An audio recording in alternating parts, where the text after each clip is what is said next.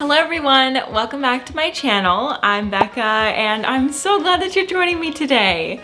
Today is sort of a different video as far as setup goes. I'm normally filming in my plant room, but my plant room is currently under construction. So, well, not like big construction, I'm really just redecorating. So today I'm going to be sharing my favorites for the months of November and December because I realized that I did not do a favorites video last month. Wanted to also give a big shout out to Athletic Greens for sponsoring this video. I'll talk more about them in just a bit. Okay, so normally in these videos, I just talk about some products or specific plants that really stuck out to me that month. And the first thing that I have to say is my greenhouse heater is coming in clutch. So if you're not familiar with my plant room, it is a 3-season room technically, so it doesn't have any heating or cooling in there. But the heating is really where we have a little bit of difficulty because clearly I live in a place where it gets very cold. I live in Columbia, Missouri, if you didn't know. So this is the greenhouse heater that I have. It is the BioGreen Palma greenhouse heater and it comes with a little sensor. It's basically like a little control area where you can adjust the temperature. You can even have it blow out cold air. So it's just a really, really awesome piece of equipment to have in my plant room. It has warmed up that room so well through last winter. And last winter we actually had like extremely low temperatures, like -6, -7, which is absolutely insane to me. That's Fahrenheit, I'll put Celsius on the screen. So it got really, really cold, and in that room that is otherwise very vulnerable to weather, this kept the room super, super warm. I keep it at about 60 degrees Fahrenheit. So if it goes lower than that, like sometimes in the super, super deep winter months like January and February, it was hard to keep it at 60. So I bumped it down to 55 and that seemed to be okay to maintain 55 degrees. But I will say that you will see the effects of using this on your electric bill. It is obviously using electricity to heat the room, so you will notice the difference in your electric bill. But for me, I've already made this big investment in my plant collection and it feels worth it to me to make sure that they are doing well. Let's talk about our sponsor, which is Athletic Greens. Athletic Greens is an essentialist nutrition company that has created a movement of simplifying your health routine using just one product. This product right here contains 75 vitamins, minerals, whole food source superfoods, probiotics, and adaptogens in one convenient daily serving. This blend of ingredients helps your body's nutritional needs and supports gut health, immunity, energy, recovery, focus, and aging. This honestly couldn't come at a better time because I feel like in the winter time, my body definitely does a lot of slowing down, but my work life and everything else is still moving. So I'm noticing that my energy levels are so much improved, and I'm even noticing I'm better able to focus on my tasks at hand. And also, if you didn't know, I'm not a person who drinks coffee just because I don't really like the way that it tastes. So whenever I'm having a day where I'm feeling really tired, I'm kind of out of luck. And so now with Athletic Greens, I have something to lean on those sluggish days and really every day of my life, because it's a really simple thing to just add into my daily routine with a cup of water. All you have to do is take 1 scoop with 8 ounces of water every single day, and that's it. And if you're on the move, they also have a travel pack. Athletic Greens is gluten-free, contains no eggs, has no added sugar, is nut-free and dairy-free. It contains no GMOs, no herbicides or pesticides, no artificial colors, flavors, preservatives, or sweeteners. Also, I have to say that the flavor is really good. Like, drinking this, you would not know that you were getting that much goodness. I love it.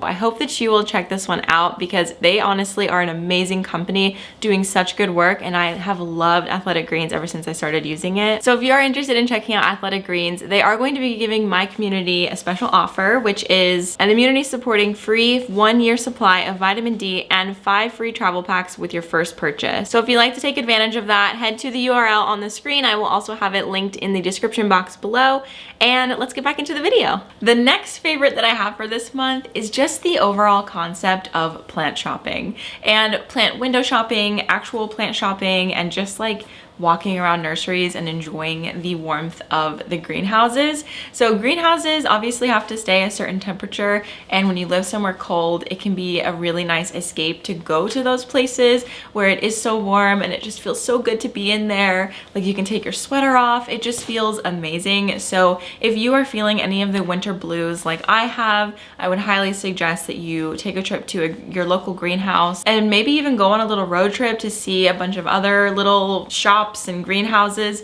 in the surrounding towns from you, because it's one of my favorite ways to travel. Like, I just love going to a new city and seeing what their plant scene is like. And that probably makes me like a really big plant nerd, but we've already established that like long ago. But I just love doing that now. I recently went to Nashville and saw their plant scene, and it really inspired me to want to travel to more cities around me, because I live in a place where so many big cities are accessible. So I'm really wanting to do more videos and just experience the plant scene in different places. On my most recent trip, I went to Kansas City to do a little bit of plant shopping, which I should have some footage from that, which I'll probably put in a different video, but I'm gonna show you the plants that I got. Okay, so we went to Flower Farm, which is a really, really cool spot, and I got a variegated Epipremnum pinnatum. Look at how beautiful.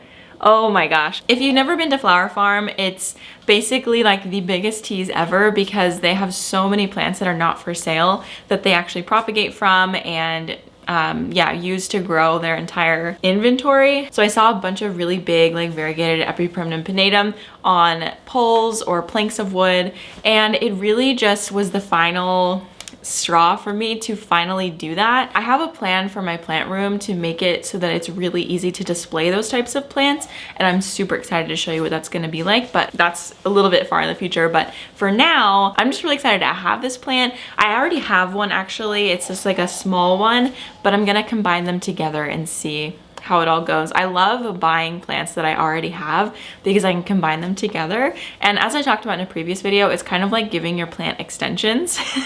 So you're not like creating more plants, like more pots in your house, you're just making bigger plants, which I think is a really, really great way to make your collection look more robust, and also like give you that little boost of like happiness because you bought a plant, but it's not really going to make your home feel more crowded with plants. I don't know, that's just like a workaround that I've found that helps me when I am in the mood to buy plants, but I don't want to make my house feel even more crowded. Another plant that I got is this fishtail Hoya polynera, and I just watered it, so that's why I've got this little towel, but it's really, really beautiful. And I actually already have this one as well, but I'm just planning on adding the two pieces together to make a little bit more of a robust plant.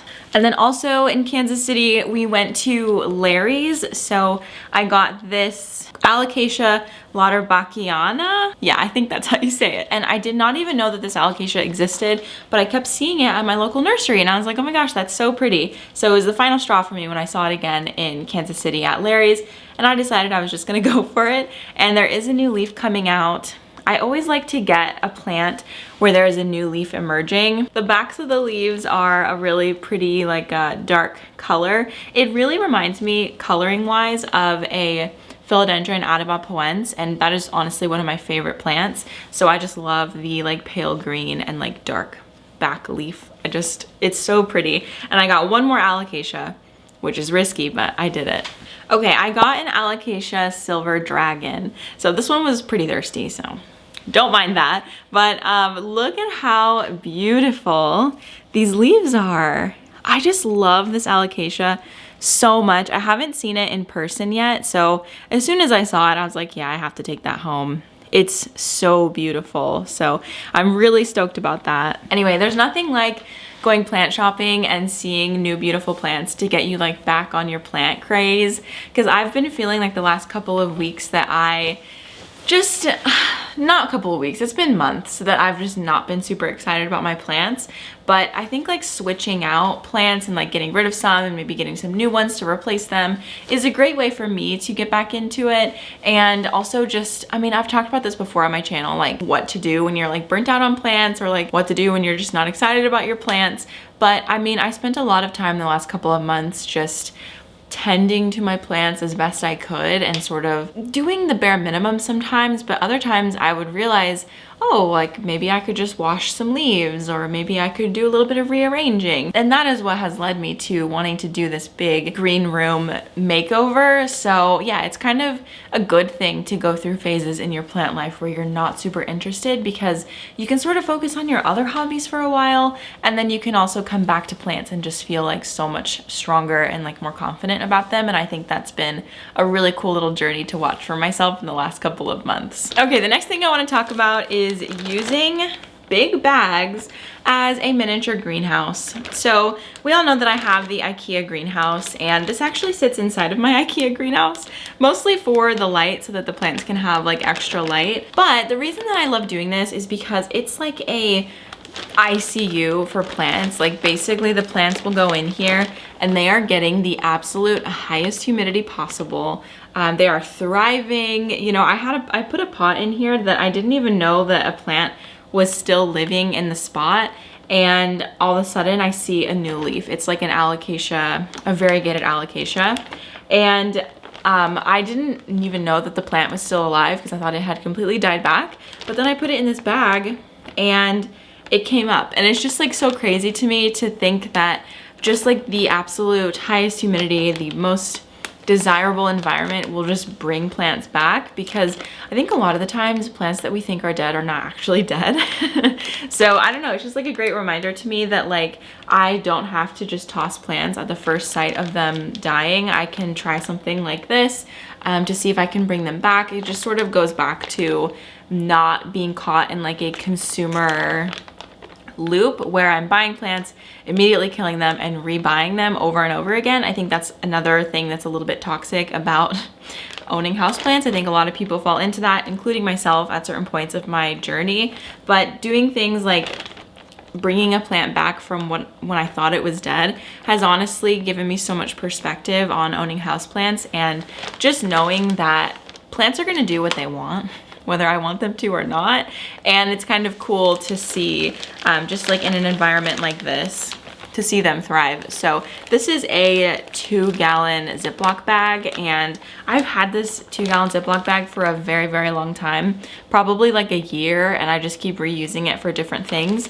So if you're not really into buying plastic bags, I'm with you, but I purchased a box of them, and I have been using that box for a very long time, and I just wash these out and reuse them. So anyway, if you haven't done this before to try to rehab something, I would highly suggest you try it. My next favorite I want to talk about are these propagation tubes that I got from CB2. They're not that big, but like they're pretty big, you know. I can fit like a pretty nice size Sansevieria leaf in here, but these are from CB2, and I purchased I think 5 of them earlier this year when I was doing a makeover on my office, which if you haven't seen that video, I will link it down below. I've gotten a ton of requests to do more videos like that.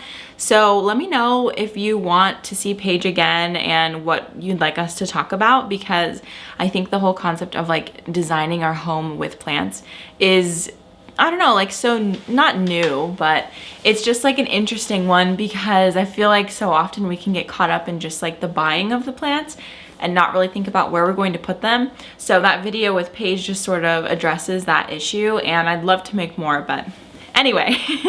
So yeah, this is a propagation tube. I think it was like $3 to $5. They weren't very expensive, and they just have a little hole in the back right here where you just put a little nail in and you can hang it up. It's really, really easy to just have plants up there passively. The wall that they're on does get like a little bit of southern exposure, but it's not direct at all. So I'd say that it's a great thing to do if you have like a low light area, because the plants that are propagating don't really need that much light.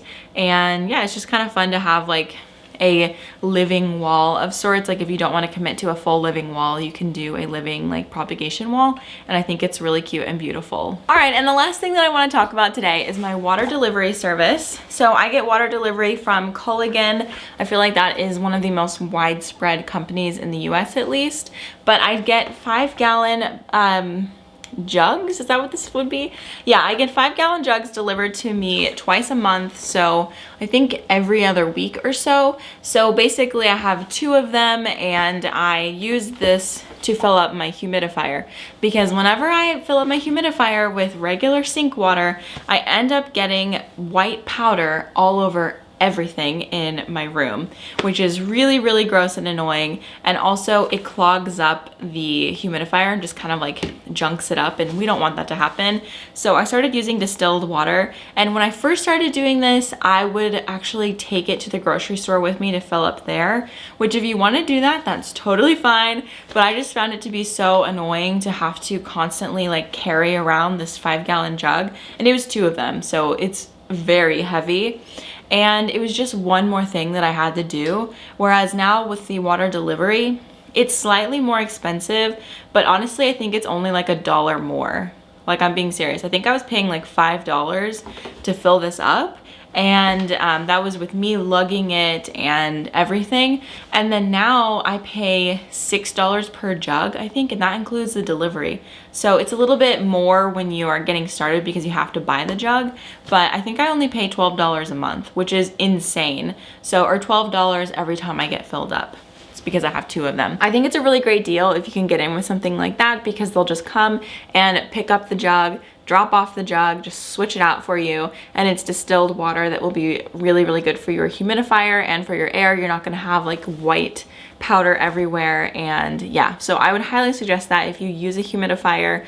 I use the Levoit humidifier, and I really only use it in the winter time because in the summertime, in the fall, in the spring, it's very humid here and it stays above 50% humidity in my plant room, and I don't really need it to be any higher than that. So, but in the winter time, I mean, it definitely gets down to like 30%, which is still so much higher than I was used to in Tucson, but you know, I can feel the difference in my skin when I'm in humidity that low, and so it's just nice to have that for my plants as well in the plant room. So anyway, also we heat our house with wood, so that definitely dries out the air too. So something to think about this winter as you are keeping your plants happy. I wouldn't say a humidifier is going to change a ton, but it should help out just a little bit, especially with the plants like right around the humidifier. So anyway, thank you so much for watching this video, and I hope that you got some fun tips from this, or just some enjoyment, some entertainment. I loved hanging out with you, and don't forget to check out Athletic Greens. Love them so much. I've seen such cool results. Like, I'm just so thrilled that I found that product. So don't forget to check them out in the link in the description box below, and I will see you guys in the next video. Bye.